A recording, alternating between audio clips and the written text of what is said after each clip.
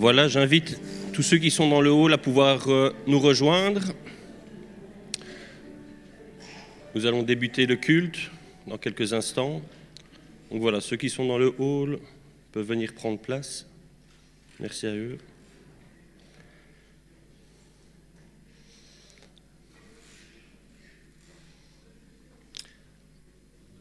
Voilà, bienvenue à chacun dans ce temple, dans notre communauté.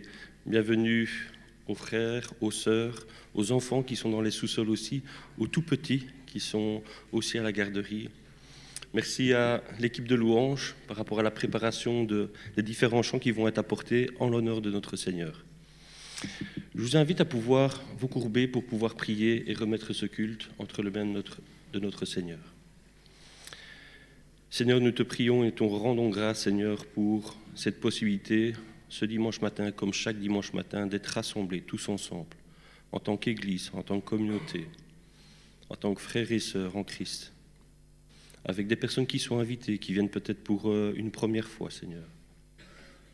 Tous ensemble, Seigneur, nous te rendons ce culte ce dimanche matin avec les chants que nous allons te chanter, les prières que nous t'apportons, la prédication qui sera donnée par Fabien, par le pasteur invité ce dimanche matin, Seigneur.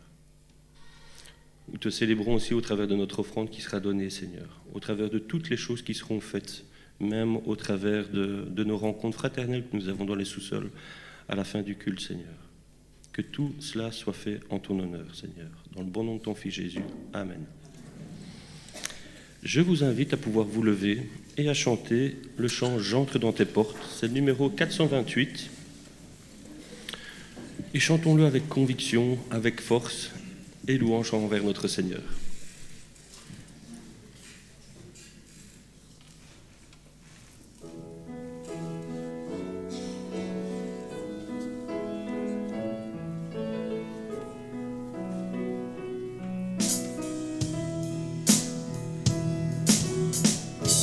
J'entre dans tes portes, j'entre dans tes parvis, avec des louanges, devant toi me voici. Je reconnais ta majesté. Je reconnais ta royauté, El Shaddai, Dieu puissant. J'entre dans tes portes, j'entre dans tes parvis, avec des louanges. Devant toi me voici.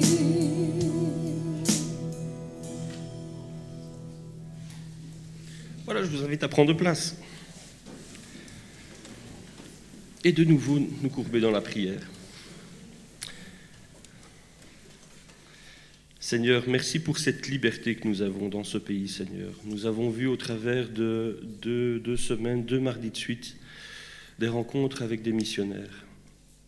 Nous nous rendons compte de la chance, de la grâce que nous avons, même si nous râlons peut-être quelquefois sur nos autorités. Mais nous avons cette liberté de pouvoir venir ce dimanche matin, te louer en toute sécurité, en toute paix. De prendre notre voiture, de prendre le bus, de venir à pied. Merci pour cette chance, Seigneur. Et au travers de cela, nous pensons à tous nos frères et sœurs en Christ qui sont persécutés dans le monde, Seigneur, qui, au travers des différents jours, pas simplement des dimanches, ne peuvent pas se rassembler, ne peuvent pas prier en toute sécurité. Juste se rassembler à 2-3 personnes dans une maison, Seigneur. Merci pour cela, Seigneur, d'être dans ce pays et à nous à pouvoir aider tous ces frères et sœurs, Seigneur, en prière, en don, en manifestation auprès de nos autorités, pour faire rendre compte de cela aussi, Seigneur. Je te prie, Seigneur, aussi pour les malades de notre assemblée, Seigneur, de notre communauté, qui ne peuvent pas venir ce dimanche matin connaître la rencontre fraternelle que nous avons tous ensemble, Seigneur.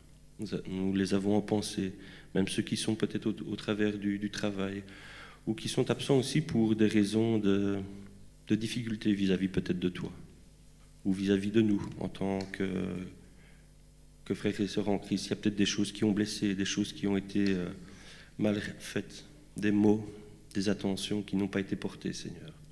Te demandons aussi pardon pour cela, chacun individuellement aussi, et nous te prions aussi pour ces frères et sœurs de pouvoir venir au travers de ces rencontres, de venir auprès de toi,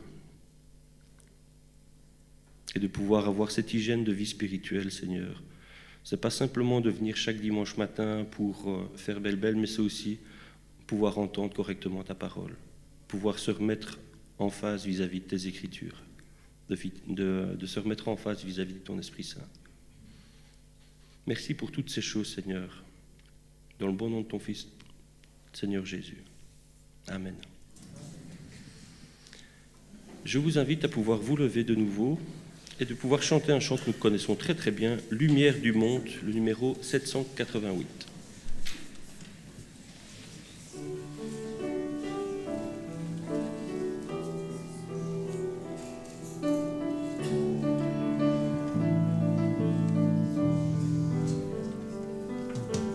Lumière du monde devenue dans l'obscurité, tu m'ouvres les yeux et je vois tant de beauté que mon cœur ému t'adore. Je sais que ma vie est en toi. Et me voici pour louer, me voici à tes pieds, me voici pour dire tu es mon Dieu. Car tout en toi est beauté, tout en toi est grandeur, tout en toi est merveilleux pour moi. Roi éternel, élevé au-dessus de tout, ta gloire resplendit dans le ciel. Tu es venu humblement sur cette terre, tu t'es donné par amour. Et me voici pour louer, me voici à tes pieds, me voici pour dire tu es mon Dieu. Car tout en toi est beauté, tout en toi est grandeur, tout en toi est merveilleux pour moi. Et je ne pourrais imaginer le prix payé pour mon péché. Non, je ne pourrais imaginer le prix payé pour mon péché. Et me voici pour louer, me voici à tes pieds, me voici pour dire tu es mon Dieu. Car tout en toi est beauté, tout en toi est grandeur, tout en toi est merveilleux pour moi.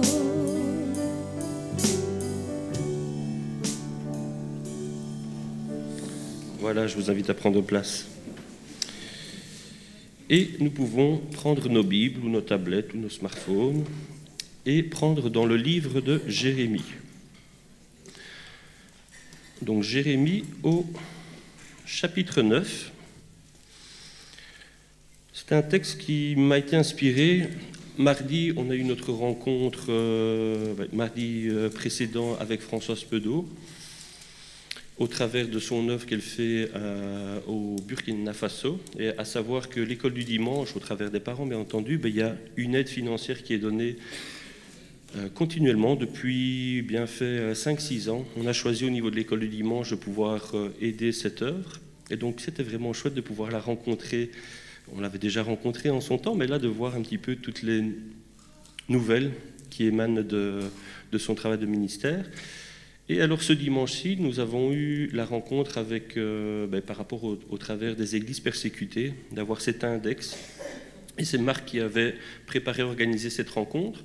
Et donc tout ça pour dire, au travers de ce cheminement, eh bien, il y avait de la littérature à pouvoir lire. Et j'en ai acheté une. Et c'est un petit peu Frère André qui a, constitué l'ASBL. Je ne sais pas si c'est une ASBL dans le sens, mais en tout cas porte ouverte, la mission porte ouverte. Et ce n'est pas une biographie de sa part, mais c'est le livre « Et Dieu changea ses plans ». Et le titre m'a interpellé fortement parce que son peuple osa le lui demander. Et je me dis, voilà, je lis la couverture derrière et je commence un petit peu à lire sur la question de demander à Dieu, remettre pas ses plans en perspective, mais en tout cas, est-ce que tout est fait dans le sens du plan du Seigneur? Et c'est la question un petit peu du fatalisme que l'on peut avoir en tant que chrétien. Et donc je vous invite vivement à pouvoir lire ce livre qui remet peut-être un petit peu en perspective quelquefois les plaintes que nous pouvons avoir en disant c'est comme ça, il n'y a pas à changer les choses, de toute façon Dieu c'est... Voilà, c'est quelque chose qui m'a fortement, je l'ai lu, et qui m'a remis en perspective ma vie, ma manière de pouvoir appréhender aussi la prière. Donc voilà, je vous invite vivement. Et dedans, il y a un passage dans Jérémie qu'il cite, et peut-être Jérémie, je l'ai lu quand j'étais ado, début de jeunesse, voilà, quand on est à pouvoir lire beaucoup plus l'Ancien Testament, et voilà, je connais l'histoire de Jérémie, ce qu'il a fait, ça m'a permis de replonger dans ce livre. Et il y a vraiment un beau passage, et j'ai envie de vous le partager ce dimanche matin. Donc Jérémie, au chapitre 9 et au verset 22, jusqu'au 25. Donc Jérémie 9, 22. Ainsi parle l'Éternel, que le sage ne se glorifie pas dans sa sagesse, que le fort ne se glorifie pas de sa force, que le riche ne se glorifie pas de sa richesse, mais que celui qui veut se glorifie d'avoir de l'intelligence et de me connaître, de savoir que je suis l'Éternel, qui exerce la bienveillance, le droit et la justice sur la terre. Car c'est à cela que je prends plaisir. Oracle de l'Éternel, voici les jours viennent, de nouveau oracle de l'Éternel, où j'interviendrai contre tous les circoncis qui ne le sont pas vraiment, l'Égypte, Juda, Édom, les Ammonites, Moab, tous ceux qui se rasent les bords de la barre, ceux qui habitent dans le désert, car toutes les nations sont incirconcises, et toute la maison d'Israël est incirconcise de cœur. Voilà, c'est véritablement à pouvoir reprendre, mais que celui qui veut se glorifie d'avoir de l'intelligence et de me connaître, de savoir que je suis l'Éternel. Au travers de ce texte qui m'a interpellé, je vous invite à pouvoir chanter un autre chant, « J'ai soif de ta présence », qui réclame clairement la volonté d'être accompagné dans nos vies de la part de notre Seigneur, de se remémorer aussi de ce que Christ a fait pour nous sur cette croix. Donc je vous invite à pouvoir vous lever, et ensuite nous aurons la prédication de notre pasteur invité, Fabien Bottès, et je lui laisserai la place juste après.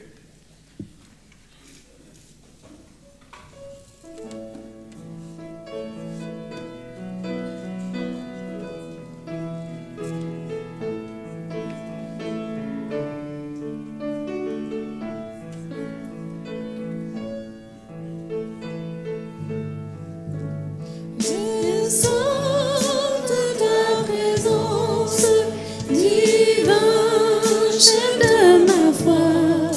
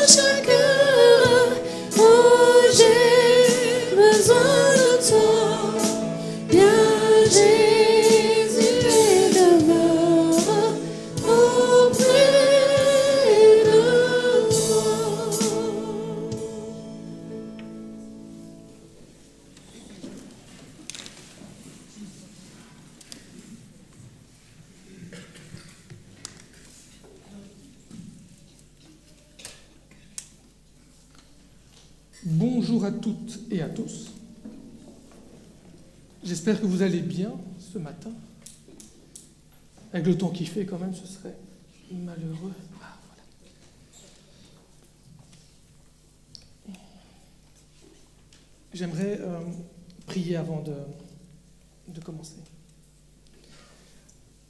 Seigneur mon Dieu, merci pour cette opportunité que tu nous donnes de nous réunir ensemble avec nos frères et sœurs. Seigneur, merci pour la présence de chacun.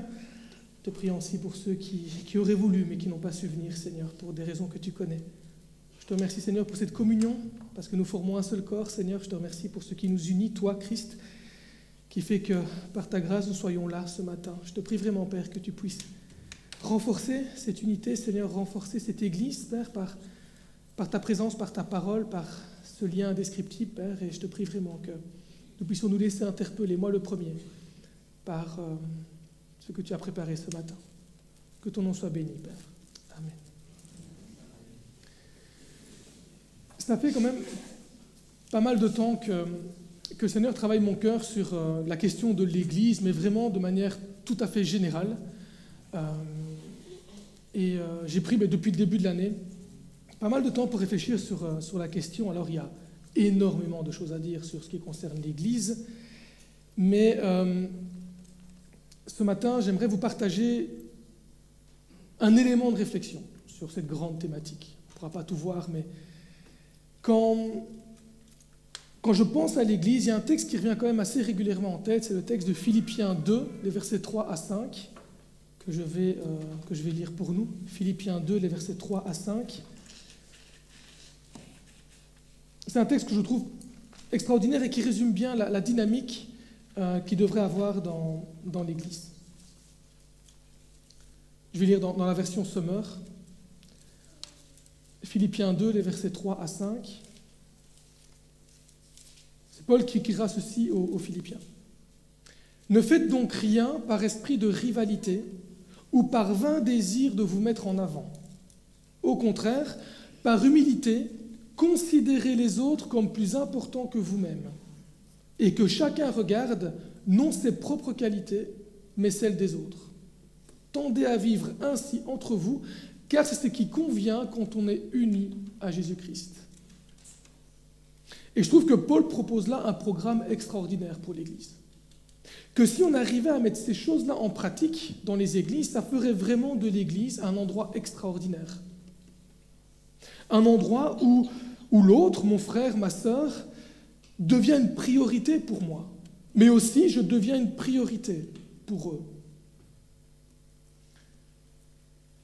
J'ai eu l'occasion de lire dans je ne sais plus vraiment où, mais en tout cas c'est un professeur qui a demandé à sa classe de noter, donc de prendre un ballon, de le gonfler, et de noter son nom dessus.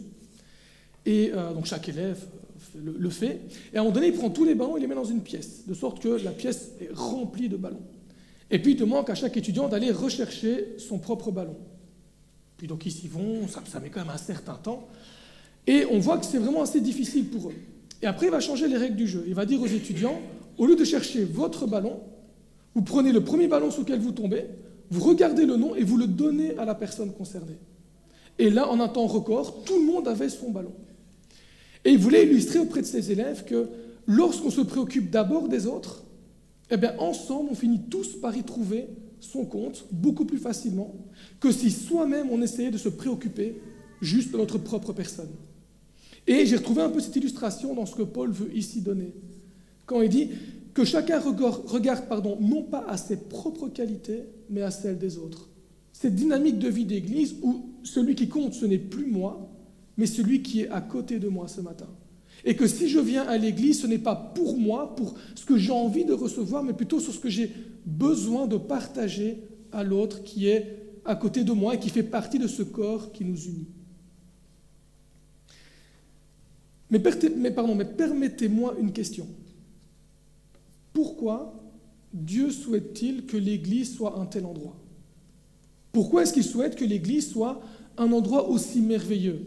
Pourquoi l'Église doit être un endroit où on prend soin les uns des autres? Pourquoi, au travers de l'apôtre Paul, il encourage si souvent les croyants à prendre soin des autres?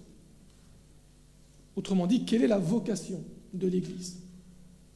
Est-ce qu'il y en a parmi nous qui connaissent le monde de Narnia? Ah, c'est vrai que ça devient assez... Je dis que ça fait partie... Wow. Alors, respect pour les plus âgés que moi, mais ça fait partie de ma jeunesse et je me rends compte que... Voilà, tout doucement, elle s'éloigne un petit peu quand même de moi. En fait, c'est l'histoire d'une famille, d'une fratrie de 4 enfants qui vont dans une maison familiale et là, ils vont faire un jeu cache-cache. Et la plus petite d'entre elles, pour se cacher, va dans une armoire. Et au fond de cette armoire, ce n'est pas une plaque en bois comme on pourrait normalement y trouver, mais une porte vers un monde extraordinaire. Un monde qui a ses propres règles, son propre fonctionnement, et qui est vraiment un monde vraiment extraordinaire par rapport au monde réel dans lequel ils vivent. Et j'ai parfois l'impression qu'en tant que chrétien, on voit un peu l'Église comme le monde de Narnia. Dimanche matin, c'est ma petite bulle, c'est ma petite sucrerie. Moi, le dimanche, je viens, ça me fait du bien, les gens sont gentils, c'est agréable, il y a de la musique, etc. On prend soin de moi, c'est bien, c'est génial. Et après, le lendemain, le retour à la réalité, au vrai monde, finalement. Mais est-ce que c'est là le rôle de l'Église? Être juste une petite bulle dans la semaine, et puis après, il faut bien reprendre un peu de force le dimanche matin pour assumer toute la dure semaine qu'il y a par après. Est-ce là vraiment le rôle de l'Église? En introduction, je parlais donc de ce rôle de l'Église qui est de prendre soin, mais est-ce que prendre soin les uns des autres, c'est la finalité de l'Église ou bien le commencement de sa véritable mission? Est-ce qu'une fois où Yves pourra se dire, c'est peut-être déjà le cas, tout le monde ne m'a pas dit avant, de se dire, ah là maintenant, super, à Marcinelle, on prend enfin bien soin les uns des autres, on a fini, voilà. Ou est-ce que c'est justement le commencement de la véritable mission de l'Église? Pour répondre à cette question, j'aimerais vous en poser une autre. C'est un peu de culture juive de répondre une question par une question, mais vous allez voir. On va arriver vers la réponse. Comment Jésus considère-t-il l'Église? Autrement dit, quand Jésus regarde l'Église, que voit-il? Qu'attend-il? Qu'espère-t-il? Et pour cela, j'aimerais vous inviter à jeter un regard à la pré-genèse de l'Église. Alors la Genèse, le commencement de l'Église, c'est souvent considéré au livre des Actes, le Saint-Esprit qui descend sur les 120 disciples et puis qui se répand jusqu'à encore aujourd'hui. Mais avant ça, Jésus avait déjà ses disciples, une espèce de mini-église, ceux qui suivent Jésus. Et il va se mettre à part, il va monter sur une montagne avec eux et il va les enseigner. Il va leur dire ce qu'ils attendent d'eux. Ce texte, on le retrouve dans le Sermon sur la montagne, où Jésus va déjà montrer à ses disciples ce qu'il attend finalement de ceux qui vont décider de le suivre et de tout mettre, de se séparer de tout pour le suivre pleinement. Lisons ensemble Matthieu 5, les versets 13 à 16. Et je resterai dans la version Summer. Matthieu 5, versets 13 à 16.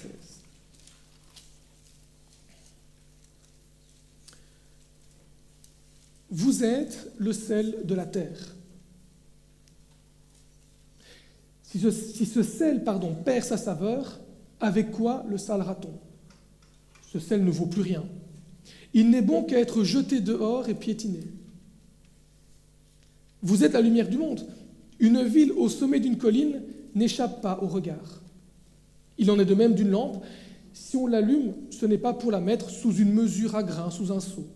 Au contraire, on la fixe sur un pied de lampe pour qu'elle éclaire tous ceux qui sont dans la maison. C'est ainsi que votre lumière doit briller devant tous les hommes pour qu'ils voient le bien que vous faites et qu'ils en attribuent la gloire à votre Père céleste. Lorsque Jésus regarde ses disciples, ceux qui le suivent sur cette montagne, il s'arrête, il les regarde et il voit le sel de la terre et la lumière du monde. C'est un constat qu'il fait. Vous êtes le sel de la terre, vous êtes la lumière du monde. Quand Jésus pose son regard aujourd'hui sur la communauté de Marcinelle, il voit tous des petits tas de sel et toutes des petites lumières. C'est comme ça qu'il nous voit, c'est comme ça qu'il nous considère. Et on a déjà ici un point qui est quand même très important. C'est que Jésus décrit ce que nous sommes et non pas ce que nous devons être. Jésus décrit ce que nous sommes et non pas ce que nous devons être. En devenant chrétien, Jésus fait de moi sel et lumière du monde. C'est un peu comme un fabricant de voitures qui veut créer une voiture de sport. Il va y mettre tous les moyens à sa disposition pour donner vie à cette voiture. Il va la voir et il va en être fier. Il a réussi à faire sa belle voiture de sport. Et puis, il va la confier à un pilote pour qu'il puisse en profiter. Voilà, j'ai fait cette super voiture de sport, elle peut monter jusqu'à 500 km/h. Elle en a sous le capot, je vous le dis. Et donc, je vais la donner à un pilote pour qu'il puisse en profiter. Alors, je pense qu'on est tous d'accord pour dire que le pilote, il aura entre les mains une voiture de sport. C'est ce que le fabricant a voulu faire. Donc, une fois qu'il va se mettre au volant de cette voiture, il sera au volant, j'insiste, d'une voiture de sport. Maintenant que le pilote décide de rouler à 50 km/h ou à 500 km/h, c'est sa responsabilité. Ça ne change rien au fait qu'il est au volant d'une voiture de sport. S'il veut rouler comme... J'allais dire comme un vieux papy, pardon. C'est ma jeunesse insolente, pardon. S'il veut rouler avec prudence, ben ça le regarde, il ne va pas profiter de la voiture de sport. Il va rouler comme s'il avait une voiture plus délicate. De la même manière, quand Jésus nous regarde ce matin, c'est du sel et de la lumière qu'il voit. Que nous diffusions de la saveur ou pas, que nous brillons ou pas, ça ne change rien à ce que nous sommes en Jésus-Christ. Imaginons maintenant que le pilote qui reçoit cette voiture a eu dans le passé une expérience traumatisante, au point qu'il n'ose plus pousser la voiture dans ses retranchements. Après tout, il n'est peut-être pas aussi bon pilote qu'il pensait l'être. Le passé le montre, il a eu un grave accident, c'est peut-être qu'il n'est pas aussi doué, peut-être qu'il n'est pas aussi compétent qu'il le pensait. Et peut-être que ce matin, l'ennemi est parvenu à vous convaincre, de vous dire « Toi, une lumière, mais regarde-toi, c'est n'importe quoi. Toi, mais t'es le pire. Regarde encore cette semaine qui vient de se passer. Toi, une lumière, impossible. Impossible. Dieu, il ne peut rien faire avec toi. C'est impossible. » Mais voilà ce que nous dit Jésus. Il nous dit « Tu es sel et lumière. Quelle qui était ta semaine, tu es sel et lumière. C'est ce que j'ai fait de toi. » Dieu nous a donné une vie comparable à cette voiture de course. Mais que vas-tu en faire? Que vais-je en faire? Alors oui, quand Jésus nous regarde ce matin, il s'attend à ce que nous soyons sel et lumière du monde. Peu importe ce que l'ennemi nous dit, peu importe comment nous nous voyons, parce que ce n'est pas en fonction de qui nous sommes, mais c'est en fonction de ce qu'il a fait pour nous et de ce qu'il a fait de nous. Maintenant, la seule chose que l'ennemi peut arriver à faire, c'est de nous paralyser, de nous faire peur au point qu'on n'ose plus appuyer sur la pédale d'accélérateur. Non, moi maintenant, je vais rester calme. dans mon petit confort, je ne vais plus prendre de risques, je vais juste, voilà, ma petite vie tranquille maintenant, c'est bon, je vais juste, voilà, ma petite vie avec mon petit Dieu à moi, mais sans trop faire d'efforts. Voilà, je veux plus.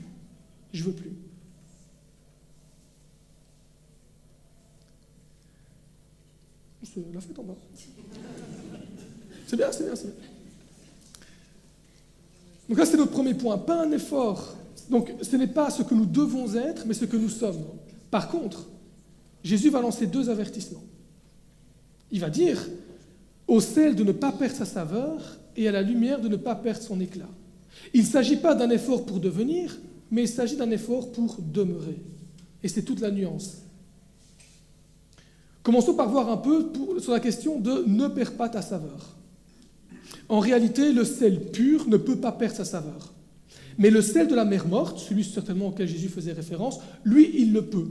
Si le chlorure de sodium, ce qui donne ce goût de sel, se dissout, il perd sa saveur. Généralement, ça arrive quand on arrache le sel de la mer morte à sa source, il finira tout doucement en le mélangeant à perdre sa saveur. Qu'est-ce qui fait de nous que nous sommes sel de la terre? C'est notre attachement à Jésus-Christ. Jésus est très clair en Jean 15, au verset 5. Il dira « Je suis le cep de la vigne, vous êtes les sarments, celui qui demeure en moi et en qui je demeure portera du fruit en abondance, car sans moi vous ne pouvez rien faire. » Nous porterons du fruit, nous porterons de la saveur, tant que nous restons attachés à la source, attachés en Christ. Mais plus tard dans son ministère, Jésus va prier pour ses disciples. En Jean 17,15, il dira, cette prière qui est quand même assez connue, « Père, je ne te prie pas pour les retirer du monde, mais protège-les du diable. » Prenons l'image d'un plat de sauce bolognaise.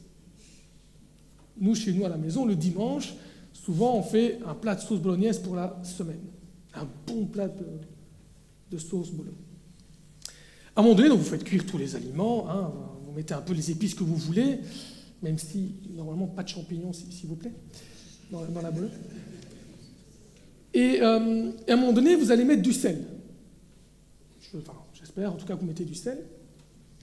Et le moment où vous allez verser le sel dans le plat, vous attendez à ce que le sel tombe dans le plat, pas à côté. Ce que Jésus dira, « Père, je ne te prie pas de les retirer du monde. Si le sel tombe à côté de mon plat, il ne me sert à rien. À part salir mon plan de travail, le sel m'est totalement inutile. Je veux qu'il aille dans la sauce bolo. Mais une fois qu'il tombe dedans, ce que j'attends du sel, c'est qu'il donne de la saveur à mon plat, et non pas que mon plat donne de la saveur au sel, ça n'aurait pas de sens. Si c'est mon sel qui commence à goûter la sauce bolo et pas la sauce bolognaise qui commence à être un peu salée, alors j'ai perdu l'intérêt de mettre du sel dans ma sauce. Mais protégez du diable. Si maintenant nous commençons, nous, à prendre la saveur du monde, ça n'a pas de sens. Nous sommes le sel et le monde est la sauce bolognaise. Jésus nous place dans le monde pour que nous lui apportons de la saveur. Quand il regarde ici à Marcinelle, Jésus doit y voir un bon plat savoureux. Pas parce que tout Marcinelle est converti. Essayer de prendre une grosse cuillère de sel, c'est indigeste. Le but, ce n'est pas que tout Marcinelle soit converti. Et si Dieu veut le faire, gloire à Dieu. Mais parce que dans Marcinelle, il y a une église qui diffuse la saveur de Christ. Et au travers de ça, il pourra agir dans Marcinelle. Mais si maintenant l'Église, si maintenant les chrétiens qui constituent l'Église se comportent comme le monde, alors ce n'est plus la saveur de Christ qui porte dans l'Église, mais plutôt la saveur du monde. Et à quoi bon une telle Église pourrait bien servir? Si maintenant à Marcinelle, lorsque quelqu'un qui ne connaît rien du monde chrétien rentre et il ne voit rien de différent de ce qu'il vit dans son club de sport, de ce qu'il vit au travail, il y retrouve les mêmes problèmes, les mêmes choses, à quoi peut bien servir une église comme ça?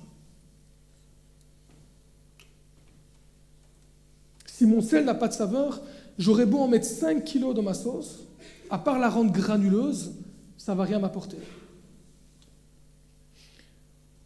Je pense sincèrement qu'il est important, qu'il est fondamental qu'en tant qu'Église, nous puissions faire la différence. Il est important qu'en tant que chrétiens également, nous puissions faire la différence. Et ce matin, on va jouer sur les deux tableaux. L'Église, c'est le rassemblement de chrétiens. Et ce que je suis dans l'Église va influencer l'Église. Si maintenant, ce matin, j'étais venu pour en découdre avec Yves et que sur ma prédication, je fais que viser Yves, ça foutra le bazar dans toute l'Église. Si un dimanche, je viens en étant fâché contre un frère avec des mauvaises dispositions sous mon cœur, ça va influencer sur l'Église, sur la vie de l'Église de manière générale.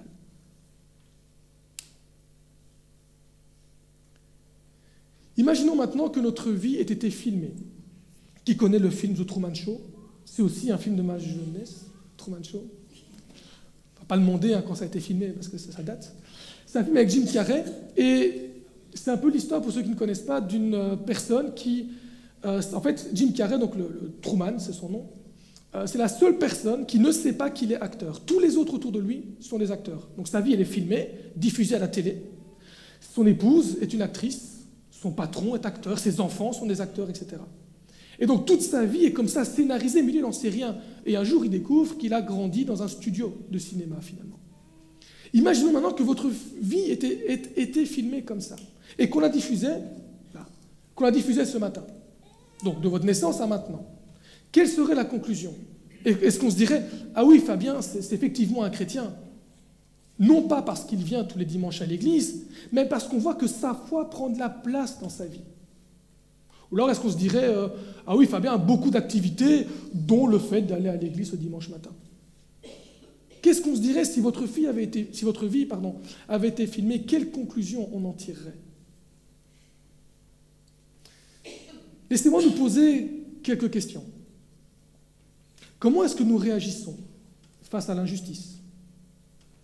Comment est-ce que nous réagissons face à la tentation, face à l'inquiétude, face à la colère, face à l'appât du gain, etc. Quand nous sommes confrontés au monde et à ses tentations, qu'est-ce qui va se manifester le plus dans notre vie? Notre amour pour Dieu ou notre amour pour la chair et ses plaisirs? Et attention, parce que les plaisirs de la chair, ce n'est pas forcément ce qui est agréable, mais c'est aussi ce qui nous est le plus facile. Quand on parle des plaisirs de la chair, ce n'est pas forcément que les choix où on y prend du plaisir, un plaisir un peu malsain. On peut penser, en termes de plaisir, à tout ce qui peut être luxure, mais c'est aussi parfois des choix qui nous font souffrir, mais qu'on fait quand même, parce que finalement, c'est quand même plus facile que d'obéir à Dieu. Et donc, parce que c'est quand même plus facile. Alors, je vais juste aller dans ce sens-là. Que faisons-nous de toutes ces vérités qu'on a entendues à bien des reprises dans l'Église? Et ici, j'en doute pas, et ce n'est pas du tout pour frotter la manche à Yves, je ne doute pas qu'ici, vous êtes bien enseignés. Mais qu'est-ce qu'on fait de tout ça? De ces enseignements qu'on reçoit, qu'est-ce qu'on en fait? Dans la suite de sa prière, Jésus continuera et dira en Jean 17, 17, « Consacre-les par la vérité, ta parole est la vérité. » Les enseignements qui nous sont donnés n'ont qu'un seul objectif, être mis en pratique. À Couillet, j'ai commencé une formation théologique. Le mot est un peu grand, mais on voit quelques notions de théologie avec des membres de l'Église. Et la première chose que je leur ai dite, c'est avoir une connaissance sur Dieu qui n'a pas un impact pratique dans ma vie, ça ne sert à rien. Savoir que les anges ont un sexe masculin ou féminin, ça ne va pas bouleverser ma foi, honnêtement. Par contre, savoir que Dieu est saint, que Dieu est intransigeant face au péché, qu'il m'aime quand même, mais qu'il est intransigeant, voir les conséquences que ça a concrètement dans ma vie. Lorsque je reçois un enseignement, c'est pour le mettre en pratique. Sinon, cet enseignement ne sert à rien. On peut citer entre autres par rapport aux enseignements que Jésus a donnés, ou même les apôtres, aime ton prochain comme toi-même. Qu'est-ce que j'en fais dans ma vie de tous les jours? Aimez vos ennemis et priez pour ceux qui vous persécutent. Qu'est-ce que j'en fais? Soyez soumis aux autorités. Qu'est-ce que j'en fais? Ne fais pas de mal, mais recherche la paix. Aide ceux qui sont dans le besoin. Tout ça, ce sont des recommandations. J'en ai fait une infime partie de ce qu'il y a dans la parole de Dieu. Mais qu'est-ce que j'en fais quotidiennement?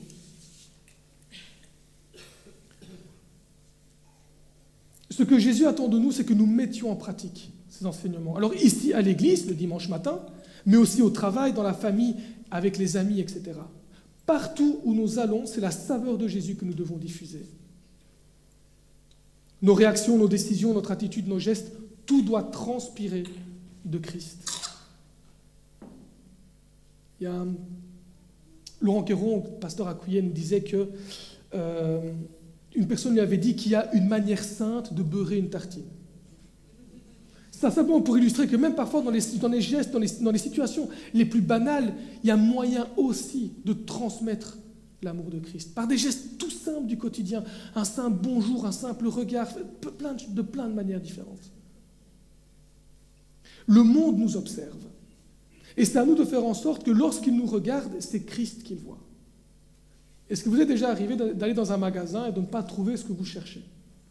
Si ça ne vous est jamais arrivé, j'ai un magasin à vous proposer, il s'appelle Action, vous y allez. Là, c'est une expérience en soi, Et personnellement, quand j'ai un objectif dans un magasin, si je ne le trouve pas tout de suite, je ne suis pas bien. Et donc, comme je pense vous faites, je vais essayer de voir quelqu'un qui travaille dans le magasin. Donc, je vais me dire, ok, est-ce qu'il a l'apparence de quelqu'un qui travaille dans le magasin? Est-ce qu'il a le vêtement? Puis je regarde, tiens, est-ce qu'il donne l'impression qu'il travaille bien ici? Parce que parfois, de dos, quand il n'y a pas d'écriture, juste une couleur, on pourrait parfois avoir le doute. Et donc, s'il a l'apparence et s'il a le comportement, ok, je sais qu'il travaille dans le magasin, je peux aller près de lui demander justement de l'aide pour qu'il m'aide à trouver ce que je cherche. La parole de Dieu nous dit que la moisson est grande. En Matthieu 9, la moisson est grande, mais il y a peu d'ouvriers. Les gens dans ce monde, ils ont soif de Dieu. Ils ont soif de Dieu.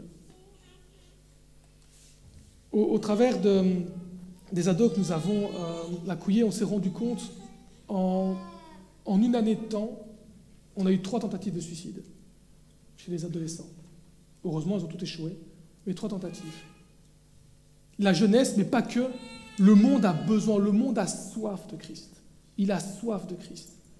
Mais comment pourra-t-il trouver Christ si personne ne le montre? Et qui le montrera si ce n'est pas l'Église? Alors le monde ne sait pas qu'il a soif de Dieu, il cherche dans tous les sens. Mais à nous de lui montrer que, regarde, c'est de ça dont tu as besoin. Mais pas que lui montrer, à nous de lui faire goûter. Parfois, montrer, c'est facile, on n'a qu'à dire, tiens, regarde, c'est là-bas. Non, tu es enfant de Dieu, tu as de la saveur, montre-lui, fais-lui goûter qui est Christ. Et comment lui faire goûter? Le verset 16 y répond. C'est ainsi que votre lumière doit briller devant tous les hommes pour qu'ils voient le bien que vous faites. Simplement, par des bonnes actions au quotidien, tous les jours. Être agréable avec le voisin. Mon épouse sait que ce n'est pas toujours facile pour moi. Mais c'est parfois très simple, enfin c'est surtout très simple. Et à la portée de tous, vu qu'on est tous enfants de Dieu. Le temps file.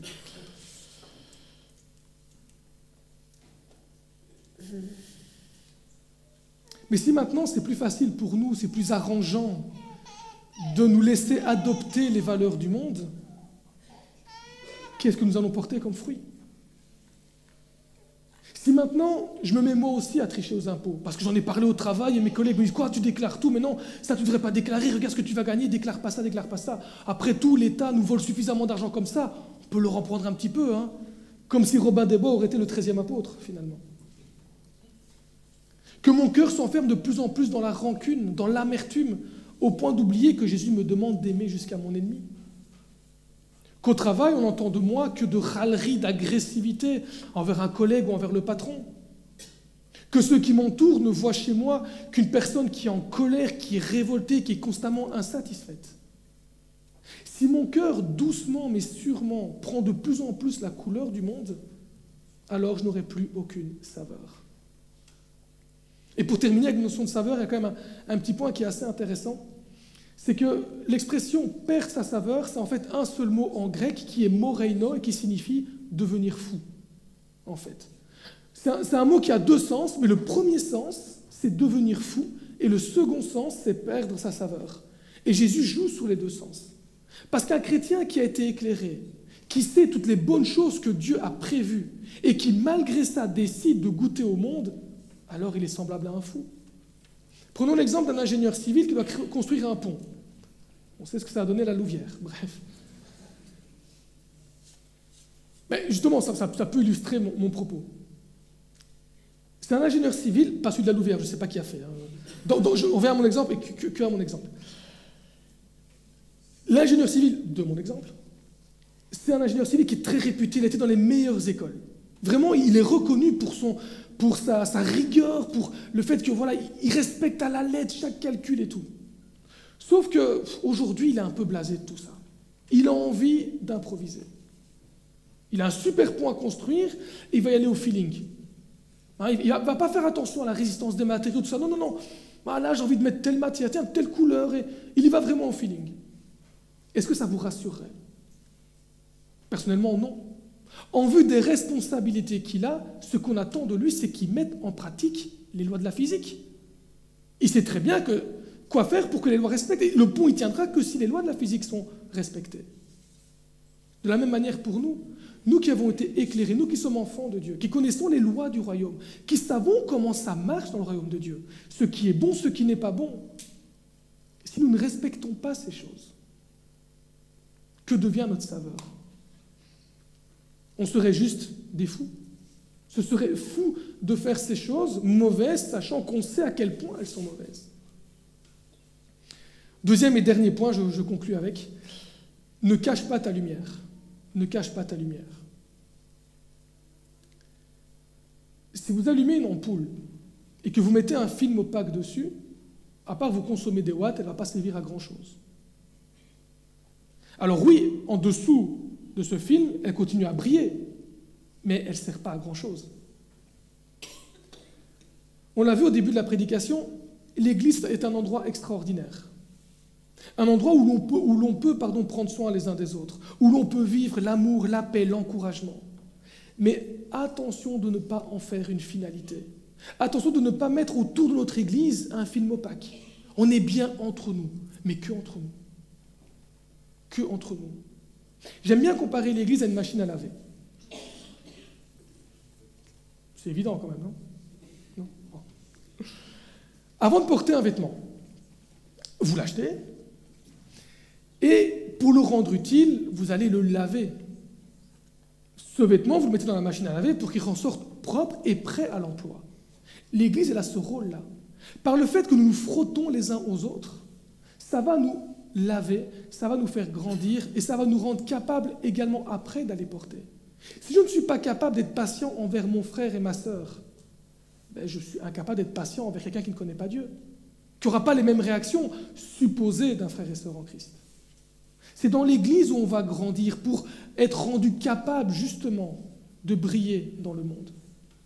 Une Église en bonne santé, c'est une Église qui va me permettre de briller dans le monde. Et c'est aussi une Église qui brille elle-même dans le monde. C'est dans l'Église que je vais exercer la patience, le pardon, la bonté. Mais l'objectif final n'est pas d'être patient uniquement dans l'Église. Sinon, ce serait un peu comme vous achetez un beau pull, vous le lavez, il est nickel, mais vous le laissez dans l'armoire. Vous le laissez dans l'armoire. Moi, à l'Église, on me voit comme quelqu'un de hyper serviable, hyper poli, hyper gentil. Par contre, au travail...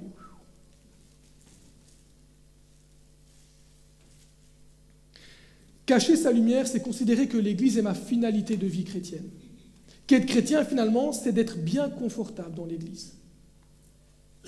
Et si on pense ça, c'est qu'on oublie que l'Église doit briller dans le monde. Et pour qu'elle puisse briller, Jésus va l'exposer face aux ténèbres. Jésus est fier de son Église. Il va donc l'exposer parce qu'il connaît le potentiel de l'Église et il sait que l'Église est la solution au monde. Et que le monde, en se tournant vers l'Église, il va y rencontrer Christ. Dieu est fier de nous exposer. Pas parce qu'on est les plus compétents. Pas parce qu'on est plus intelligents que les autres. Mais parce qu'il a placé en nous un trésor. Parce qu'il a placé en nous son trésor.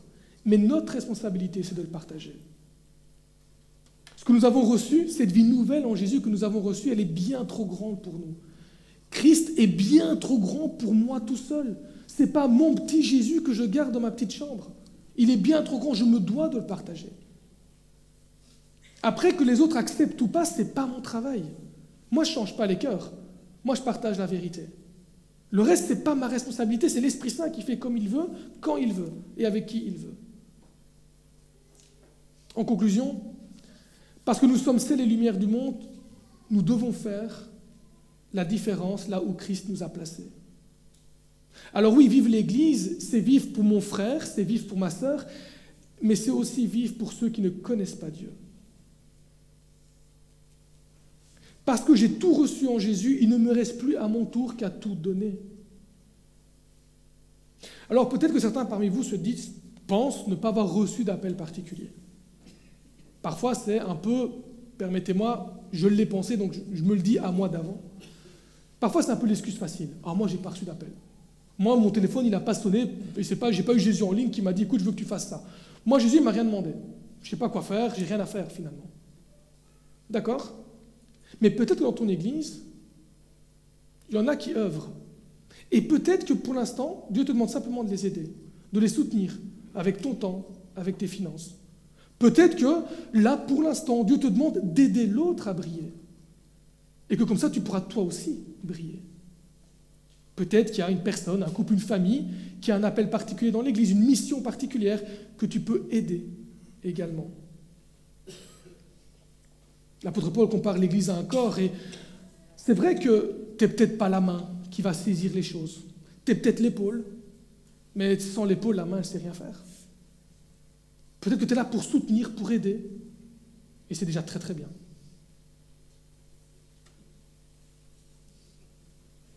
Paul dira en Galates 6, « Aidez-vous les uns les autres à porter vos fardeaux. De cette manière, vous accomplirez la loi du Christ. » Alors oui, l'Église est extraordinaire, car elle nous permet de prendre soin les uns des autres, mais elle nous permet aussi d'apporter toujours plus de saveur et de lumière, d'apporter toujours plus la saveur et la lumière de Christ au travers de nous. Alors, je vous encourage à rester attachés à Christ et de mettre en application tous ses commandements et de laisser ainsi sa lumière jaillir au travers de nous. J'aimerais prier.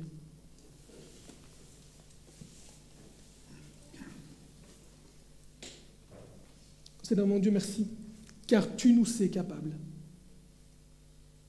Merci pour ce que tu as placé en chacun d'entre nous, Seigneur. Merci parce que chez tes enfants, il n'y a personne qui est destiné à rester sur la touche, Seigneur.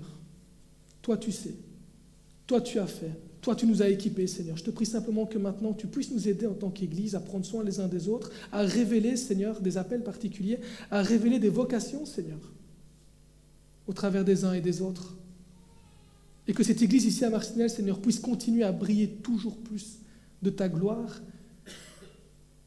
et que tu puisses toujours plus te glorifier, Seigneur, au travers de ce qui rayonne ici à Marcinelle, mais aussi quand chacun des membres retourne dans leur travail, dans leurs activités, dans leurs loisirs, Seigneur.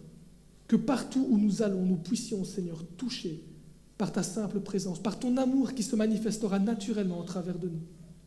Je te remercie pour tous ces beaux projets que tu as, Seigneur, et merci pour cette patience que tu éprouves envers chacun d'entre nous encore aujourd'hui. Que ton nom soit béni, Père. Amen.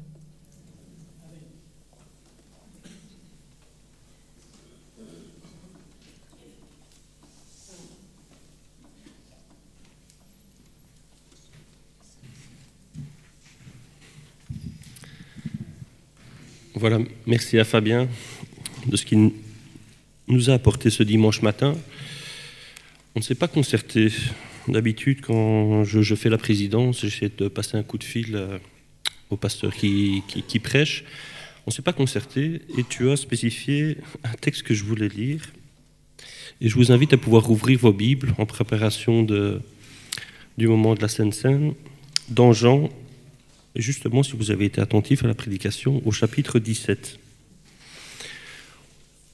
On arrive petit à petit au week-end de Pâques, que nous allons festoyer, en tout cas, nous remémorer grandement le souvenir du sacrifice de notre Sauveur sur la croix.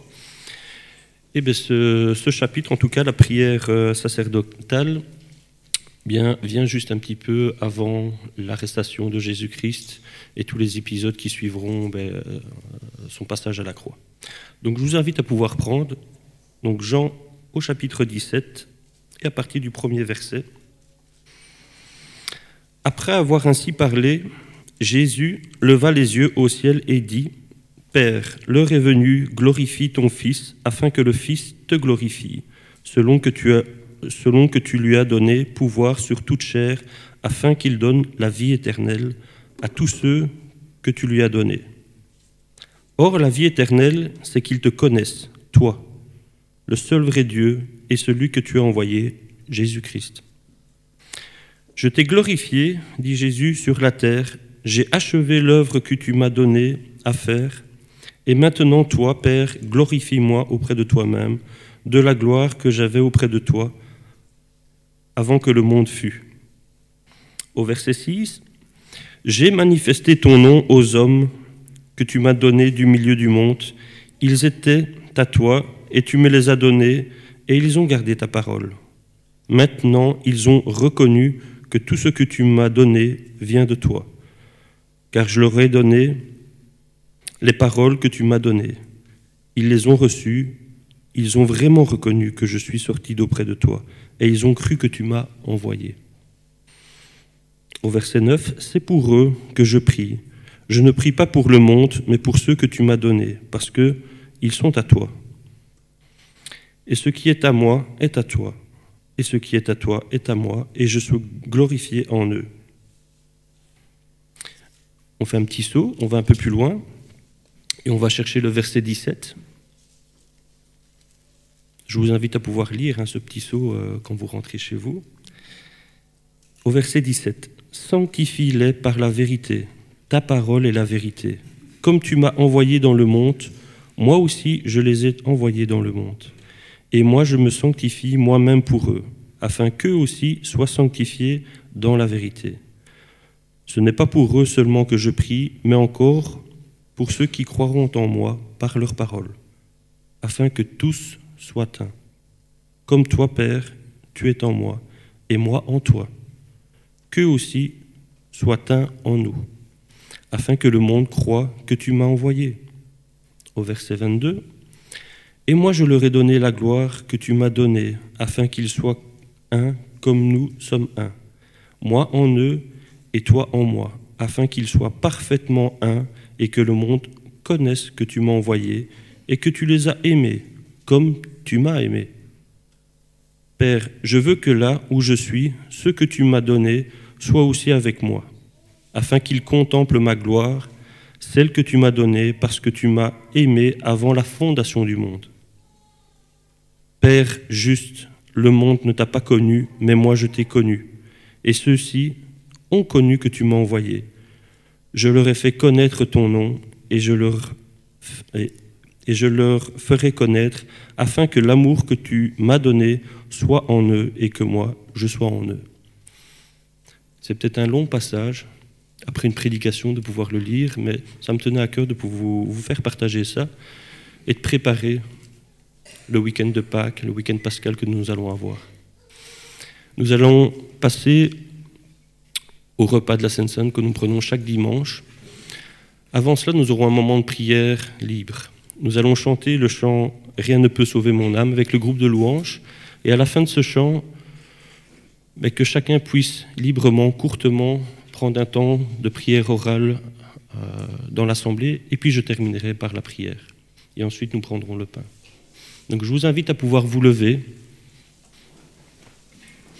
Au moment de la prière, vous pouvez vous rasseoir, il n'y a pas de problème avec cela. Mais vraiment, par rapport à ce que l'on a entendu au niveau de la prédication, par rapport à l'acte de repentance à devoir avoir aussi vis-à-vis de ce que Christ a fait pour nous sur cette croix, prenons un temps de prière en tant qu'Église, en tant que communion au travers de cela.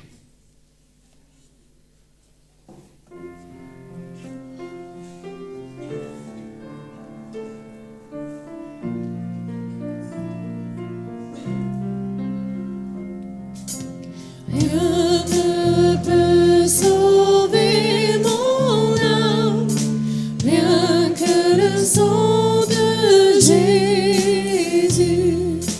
Pour elle, je ne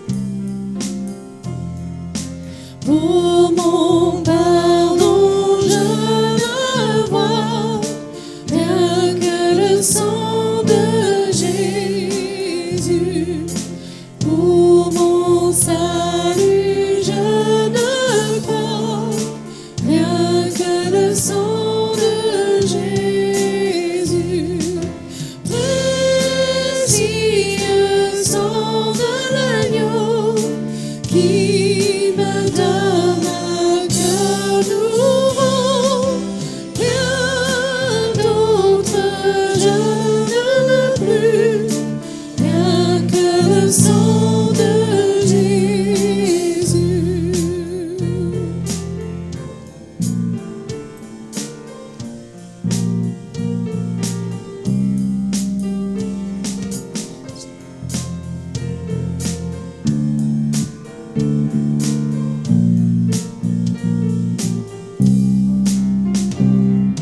Je n'ai pour toute espérance rien que le sang de Jésus. Pour appui, pour confiance, rien que le sang de Jésus. Précieux sang de l'agneau qui me donne un cœur nouveau. Rien d'autre je ne veux plus, rien que le sang de Jésus. Rien d'autre je ne veux plus, rien que le sang de Jésus.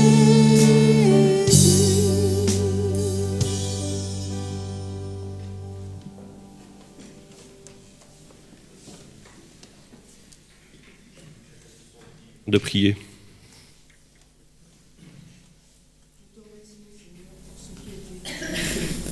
Et Seigneur, nous comprenons que tu es le meilleur partenaire que nous puissions avoir rencontré.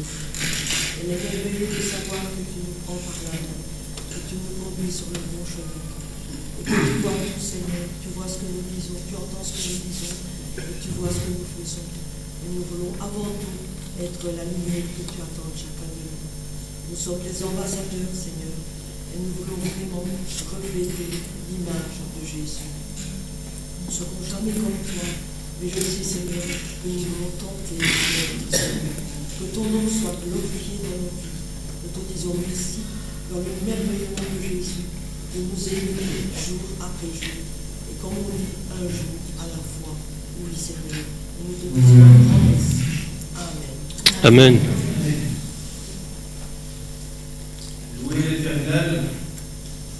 Louez l'Éternel, mon âme.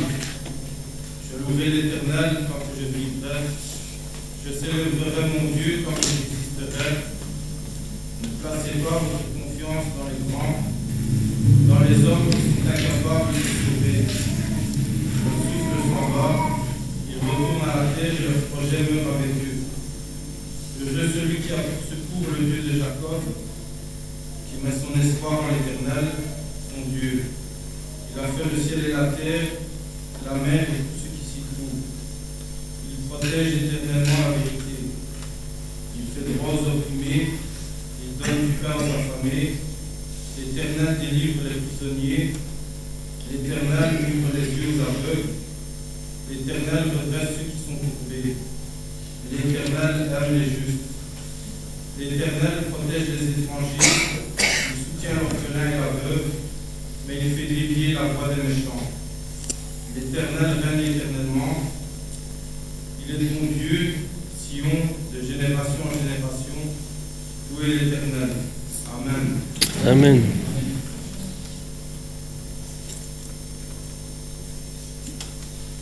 Et que celui qui veut éprouver la fierté, mettre sa fierté dans ceci, le fait d'avoir le discernement et de le connaître. Seigneur, nous plaçons notre fierté dans le fait alors de te connaître. Tu dis que la vie éternelle, c'est de te connaître, toi le seul vrai Dieu, c'est Jésus-Christ. Nous plaçons notre fierté dans la croix, dans le salut que tu nous as donné, non pas dans nos œuvres, mais dans ton œuvre excellence, non pas dans nos personnes, mais dans ta personne. Gloire à toi, Jésus. Amen. Seigneur, comme ce soleil brille ce matin, que notre vie en tant que tes enfants puisse briller autour de nous et donner la lumière, et faire du bien autour de nous. Car Seigneur, tu nous as créés pour ça. Merci Seigneur. Amen. Amen. Notre Dieu, rien ne peut sauver mon âme que le sang de Jésus. En cette période de Pâques, nous voulons rappeler que c'est la vie qui a été créée sur la vie par ton Fils Jésus. Nous voulons te rendre Père Céleste, merci Seigneur pour le message du pasteur qui nous rappelle que nous ne devons pas être simples spectateurs, mais acteurs, Seigneur. Tu nous as placés ici dans des endroits bien précis, Seigneur, c'est pour que nous soyons le sel et la lumière, Seigneur, que nous puissions être ta lumière, ton reflet sur cette terre, Seigneur. Encourage-nous et fortifie-nous, Seigneur, que nous osions parler à ceux qui ne te connaissent pas. C'est notre rôle ici sur cette terre, Seigneur. Père Céleste, merci, Seigneur, parce que nous t'appartenons, Seigneur, et par le sang de ton Fils Jésus-Christ, Seigneur. Dans le bon nom, Seigneur, nous te prions, Seigneur. Amen. Amen.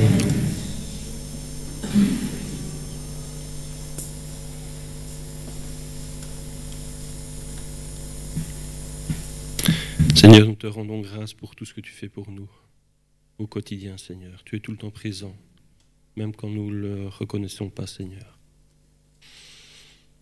Je te prie, Seigneur, pour te demander la repentance, individuellement, mais aussi collectivement, Seigneur. Nous sommes devant la croix. Nous allons préparer le week-end pascal.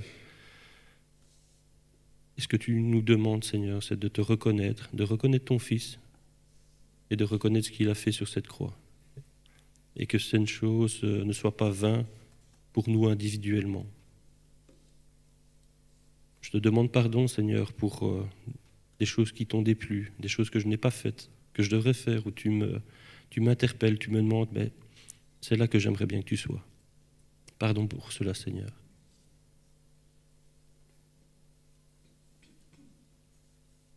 Aussi, collectivement, en tant qu'Église, je prie ce dimanche matin, en tant que président du culte, pour, au travers de ma voix, demander pardon aussi.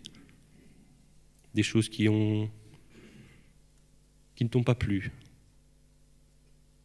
Malgré toutes les bonnes choses que nous pouvons faire, tu souhaites que nous soyons du bon sel, que nous ayons une belle saveur, une bonne saveur pour toi, Seigneur. Je te demande pardon pour cela. Merci pour ce que ton Fils a fait sur la croix. Il savait, en s'avançant au moment de l'arrestation, au moment du repas de la Sainte Seine, au moment de pouvoir marcher vers Golgotha, il savait ce qui l'attendait. La victoire, mais malgré tout, toute la souffrance. Merci pour ce sacrifice qui a été fait pour nous, individuellement et collectivement. Amen. J'invite les frères que j'ai sollicités à pouvoir me rejoindre pour faire le service de la Sainte Seine. Donc allez-y, venez, rejoignez-moi.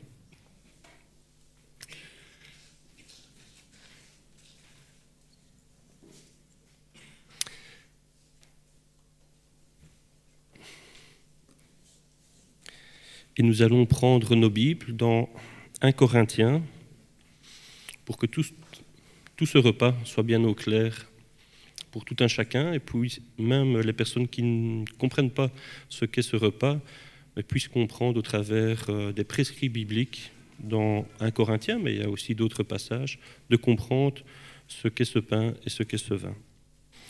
Donc dans 1 Corinthiens au chapitre 11, au verset 23, « Car moi, dit Paul, j'ai reçu du Seigneur ce que je vous ai transmis. Le Seigneur Jésus, dans la nuit où il fut livré, prit du pain, et après avoir rendu grâce, le rompit et dit, « Ceci est mon corps qui est pour vous. Faites ceci en mémoire de moi. » De même, après avoir soupé, il prit la coupe et dit, « Cette coupe est la nouvelle alliance en mon sang. Faites ceci en mémoire de moi, toutes les fois que vous en boirez. Car toutes les fois que vous en mangez ce pain et que vous buvez cette coupe, vous annoncez la mort du Seigneur jusqu'à ce qu'il vienne. » La mort du Seigneur, mais nous apprenons aussi au travers de la parole, mais qu'il est ressuscité et qu'il a vaincu la mort. Je vais demander à André de pouvoir prier pour le pain et à Yves de pouvoir prier pour le vin.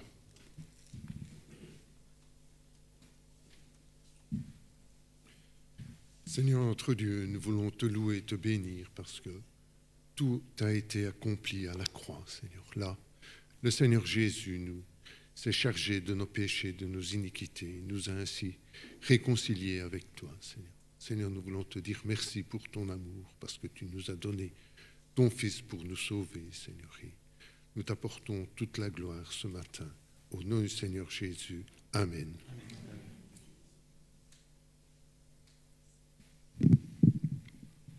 Seigneur, dans ta parole, tu as dit « Faites ceci en mémoire de moi ».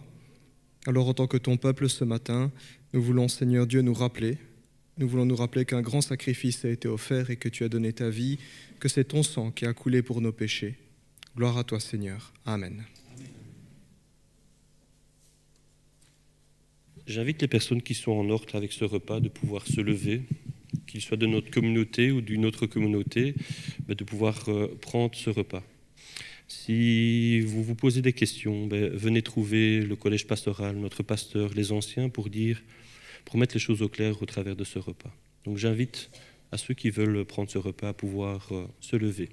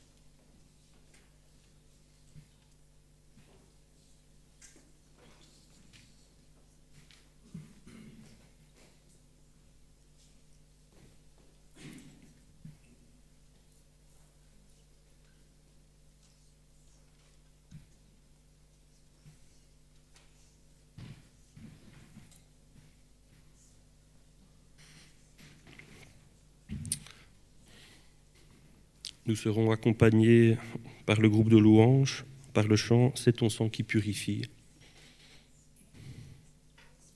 Et nous pouvons chanter.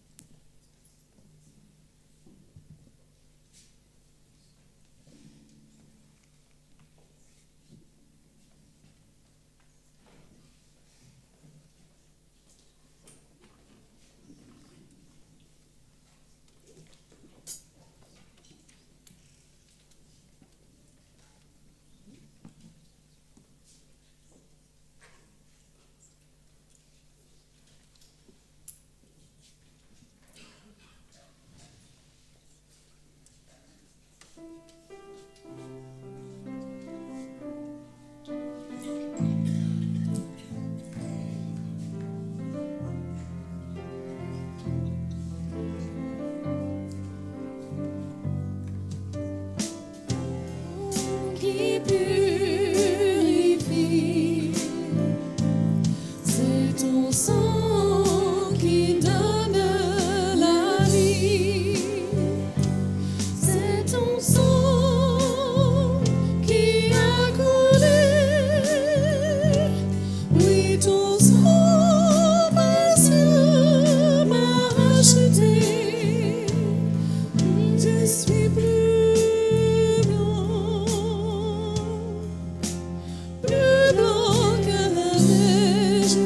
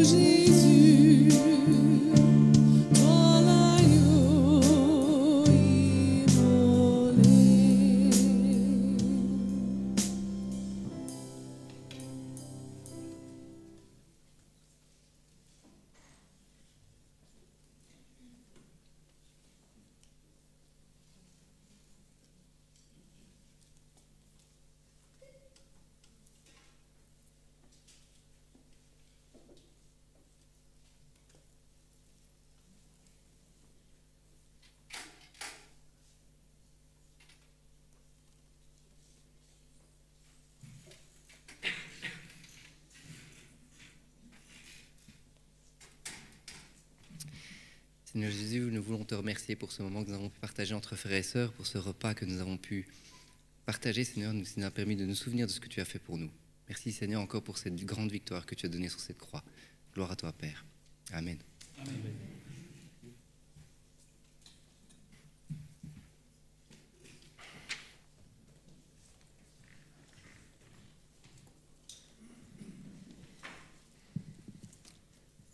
Voilà, je vais vous inviter à pouvoir de nouveau vous lever pour le passage des offrandes et pour le chant que nous allons chanter, le numéro 75, « Je sais qu'en lui j'ai la vie ».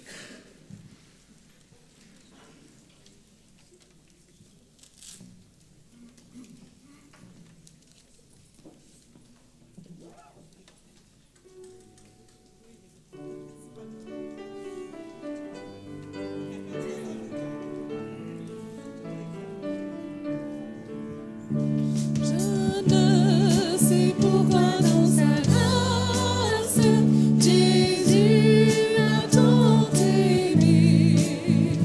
Pourquoi par son sang il efface ma dette, mon péché.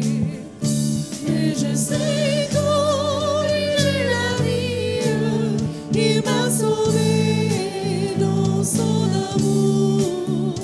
Et gardez-moi sa main meurtrie, j'attends son retour.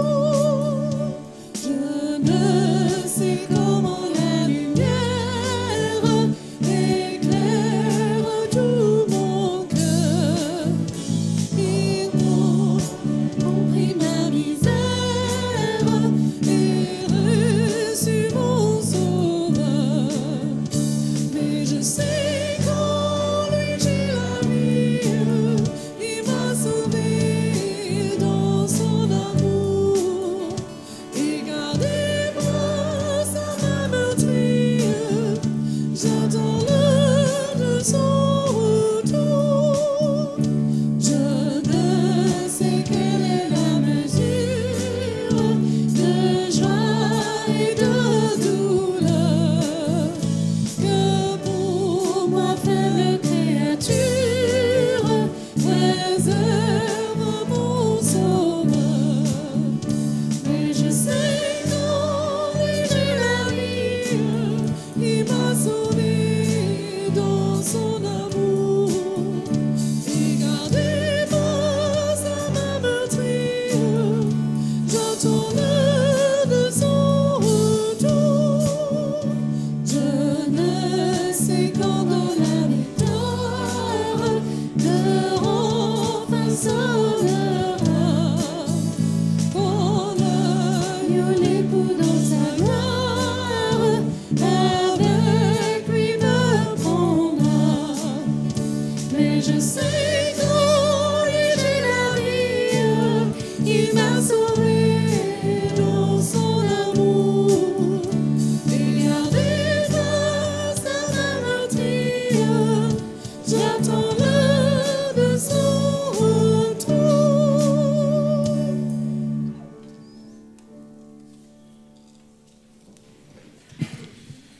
Je vous propose de nous incliner dans la prière pour remettre les offrandes de ce matin dans les mains du Seigneur Jésus.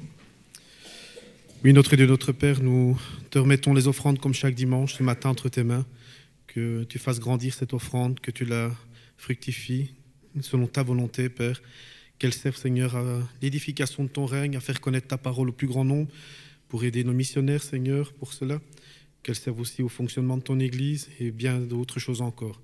Merci, Père, pour l'abondance que tu nous donnes sur nos contrées.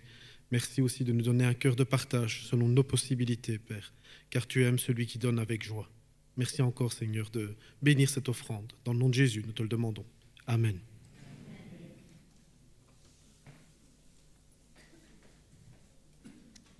Frères et sœurs, bonjour. Merci encore, Fabien, pour la parole ce matin. Voilà un vaste programme, n'est-ce pas? Que notre vie est de la saveur de Jésus-Christ. C'est vraiment ce que le Seigneur veut apporter dans ce monde et il a voulu que ça se fasse par le biais de l'Église, des chrétiens. Très beau programme. Merci beaucoup en tout cas pour ce qui a été apporté. C'est encore une joie de te revoir. Pour ceux qui ne le savent pas, Fabien et moi, nous avons étudié ensemble à l'Institut biblique. Ça ne nous rajeunit pas. mais ça va. Dieu voulant, on a encore quelques années devant nous, donc nos chaleureuses salutations à l'église Sœur de Couillet en tout cas. Quelques annonces pour cette semaine, elles vont être affichées à l'écran dans quelques semaines. Donc juste pour signaler que ce mardi, nous avons une belle rencontre missionnaire avec Porte Ouverte. Le représentant belge nous a présenté l'index mondial de persécution 2025. On était une quarantaine lors de cette rencontre. C'était vraiment important en tout cas. Et cette prise de conscience de voir que ces 10, même ces 20 dernières années, 30 dernières années, la persécution contre les chrétiens augmente de plus en plus. On ne s'en rend pas toujours compte ici en Belgique, avec le confort, la paix dans laquelle nous vivons, mais c'est vraiment un sujet de prière. Nous avons besoin d'intercéder, également d'être solidaires avec nos frères et sœurs qui souffrent en raison de leur foi. Peut-être qu'un jour, les rôles seront inversés, j'oserais dire. Peut-être qu'un jour, ce seront nous qui souffrirons et que ce seraient les frères et sœurs pour qui nous prions, qui prieront pour nous aussi. Donc, prions. Quelques rencontres, donc tout de suite après le culte, nous aurons le couple des groupes mariés avec Paul et Amandine. Nous nous réunirons dans le sous-sol, on aura l'occasion de manger ensemble, discuter, prier, avoir quelques activités. Mardi à 19h30, nous aurons réunion de prière, donc en bas, comme d'habitude, on entre en passant par l'arrière du temple. Samedi, 2 rencontres sont prévues, donc le matin, préparation baptême. Ceux qui sont concernés se reconnaîtront, donc soyez présents à l'heure s'il vous plaît. Et il y aura également Copain des Bois, donc pour les enfants de 6 à 12 ans, pratiquement pour toute la journée, donc de 9h à 16h30. Dimanche prochain à 10h, nous avons culte. Et tout de suite, après le culte, les mamans se réunissent en bas pour le groupe des mamans en prière. Alors, agenda communication. Après, petit bouton de droite sur le clavier. Voilà. Encore. Encore après. Encore après. Non. Ah, voilà. Les spaghettis sauce bolognaise. On ne s'est pas concerté. Donc, notre église sœur de Montigny-le-Tilleul organise un souper spaghetti dont les bénéfices iront pour la mission en Zambie. Vous avez toutes les informations sur les affiches. Je pense qu'il doit également avoir une affiche dans le hall. Donc, je vous laisse lire. Et pour les gourmands et ceux qui sont concernés, n'hésitez pas à prendre note. Samedi 10 du 5, toute la journée également à l'église de Sambreville, il y aura la convention annuelle des mamans en prière. Donc, il existe en Belgique plusieurs églises où il y a un groupe des mamans en prière. Et le 10 mai, tous ces groupes se réuniront à l'église d'Auvelais. 10 du 4, donc je pense que c'est cette semaine, donc il y a un webinaire qui est organisé par l'Institut de soins pastoral qui a pour thème le parent face au défi de l'éducation sexuelle. Beaucoup de parents aussi se posent des questions avec le programme EVRAS, ce qu'on enseigne à nos enfants, comment réagir aussi en tant que chrétien, que dire à nos enfants, comment nous y prendre pour un sujet qui est délicat, auquel ils sont de plus en plus exposés. Et donc c'est ce que propose d'aborder le pasteur Mehdi Nzouzi, qui est également sexologue, et donc il abordera ce sujet-là et donnera des conseils pratiques aux parents. Alors nous avons dépassé la date d'inscription, à la limite était fixée pour le 30 du 3, mais le pasteur Mehdi m'a informé que exceptionnellement les délais sont prolongés, donc ceux qui veulent encore s'inscrire, n'hésitez pas, c'est toujours ouvert. Cycle de formation biblique également 2025, donc pour toutes les personnes entre 17 et 35 ans, si étudier la Bible de façon plus approfondie vous intéresse, si vous voulez une base de connaissances théologiques, une base solide, peut-être pas de niveau faculté ou institut, mais une base quand même solide, eh bien, sachez qu'il y a cette formation qui est proposée, c'est sur 3 ans, 1 semaine par an. C'est jouable, je pense. Ça a lieu au camp de Genneval. Voilà, donc n'hésitez pas. Vraiment, on vous y encourage. Si vous êtes de notre église et qu'il y a un souci financier à ce niveau-là, n'hésitez pas à nous en parler. Vraiment, l'argent ne doit pas être un obstacle pour pouvoir étudier la parole de Dieu. Autre information qui est importante, voilà, alors notre église participe avec d'autres églises à une opération qui est organisée par les éditions BLF, le sous-département qui s'appelle chez Carpus, c'est la mission CIM. Nous nous proposons de collecter tous les vieux livres chrétiens dont vous ne vous servez plus, que vous ne lisez plus. On a probablement ça, chacun a probablement ça chez soi, des livres qui prennent la poussière. On les a achetés un jour, on les a lus une fois et puis on ne les lit plus. Ça prend la poussière et ça ne profite plus. Et donc il y a dans d'autres régions du monde des chrétiens où il n'y a pas de littérature, où il n'y a pas la possibilité d'avoir autant de livres si bon marché comme nous on peut les acheter ici. Donc ce que nous proposons, si vous avez des livres dont vous ne vous servez plus, eh bien amenez-les ici au temple. Nous organisons la collecte, ça aura lieu dans le hall, juste la rangée des escaliers sur votre gauche quand vous entrez dans le temple. C'est André et François qui centralisent ça. Et tous ces livres seront ensuite envoyés aux éditions BLF qui les revendront et tous les bénéfices serviront à financer une école au Sahel qui vise l'évangélisation et la formation de pasteur auprès du peuple des Peuls. Voilà, donc vraiment on vous y encourage, on va rappeler plusieurs fois cette opération. Dernière petite annonce aussi, ce n'est pas affiché, mais vous avez remarqué que dans le hall, il y a un tableau où il est écrit « Appel aux volontaires ». Il y a beaucoup de départements dans l'Église où nous cherchons des volontaires, donc vraiment, si vous avez à cœur de prendre une part active dans la vie de l'Église, de vous investir, eh bien, il y a vraiment beaucoup de possibilités. Ce matin, nous voudrions juste relayer 2 appels qui sont assez urgents. Tout d'abord, au niveau du groupe de louanges. Merci beaucoup pour les chantres et les musiciens déjà pour tout le travail qui est fait. Nous sommes convaincus qu'il y a des talents dans la communauté. Donc, si vous savez chanter juste, pas comme moi, ou si vous savez jouer d'un instrument, du triangle, de la basse, de la batterie, guitare électrique, trompette, flûte ou que sais-je, et que vous avez à cœur en tout cas de mettre vos dons au service de la communauté, eh bien sachez que nous avons besoin de personnes pour chanter et nous avons besoin de musiciens. N'hésitez pas à dire « moi ça m'intéresse ». Il y aura bien sûr une audition, parce que soyons honnêtes, parfois on pense chanter juste et ce n'est pas toujours le cas. Voilà, le Seigneur m'a accordé la grâce d'être lucide sur mes capacités. Je chante comme une casserole et je me suis dit « non ». Voilà. Mais voilà, il y aura une petite audition. Parfois, on est bon, mais il faut encore un peu s'améliorer. Mais en tout cas, on sera très content de vous accompagner et de travailler ensemble. Deuxième demande que nous voulons relayer aussi, c'est pour tout le département technique de l'Église. Vous voyez qu'on filme les cultes en ligne, il y a la Sodo qui est là-bas, il y a la projection aussi là-bas. On a besoin de volontaires aussi, donc ceux qui sont intéressés par l'électronique, ceux qui ne s'y connaissent pas, mais qui se disent « moi j'ai envie de m'essayer, j'ai envie d'apprendre », que ce soit les jeunes ou les ados, il n'y a pas besoin d'avoir 18 ans, même à 14-15 ans. Moi, j'ai commencé la projection à 14 ans dans mon église. S'il y a des gens qui veulent s'y essayer et se former, eh bien vous êtes les bienvenus. On a vraiment besoin de mains et de volontaires. Voilà. Il y a d'autres demandes que je relayerai par la suite aussi. Mais déjà pour ces départements, si vous pouviez y réfléchir, ce serait en tout cas super. Voilà, chers frères et sœurs, je pense que j'ai donné toutes les annonces. Je vous remercie pour votre attention et je vais redonner la parole à Tim.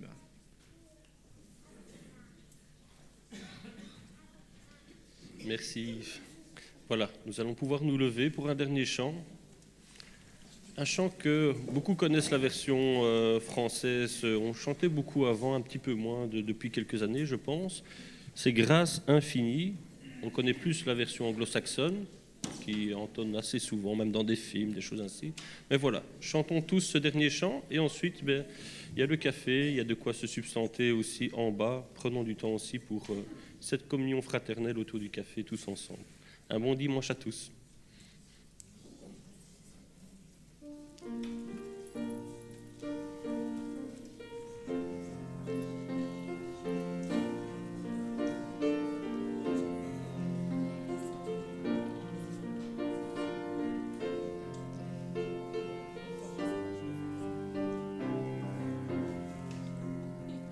Oh, grâce infinie qui veut sauver un pécheur tel que moi. J'étais perdu, il m'a trouvé.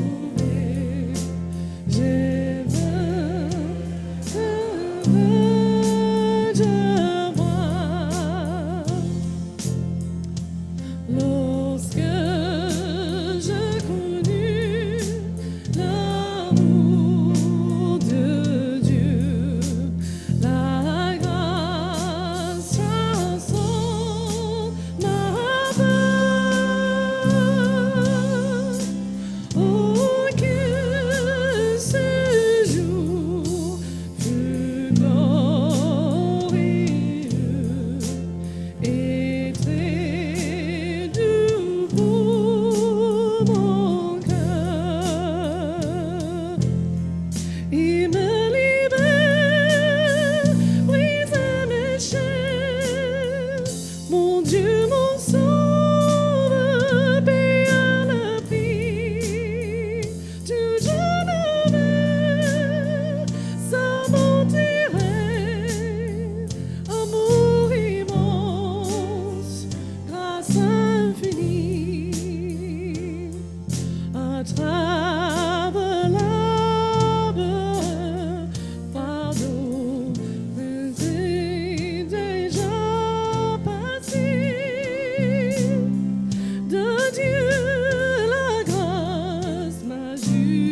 justice.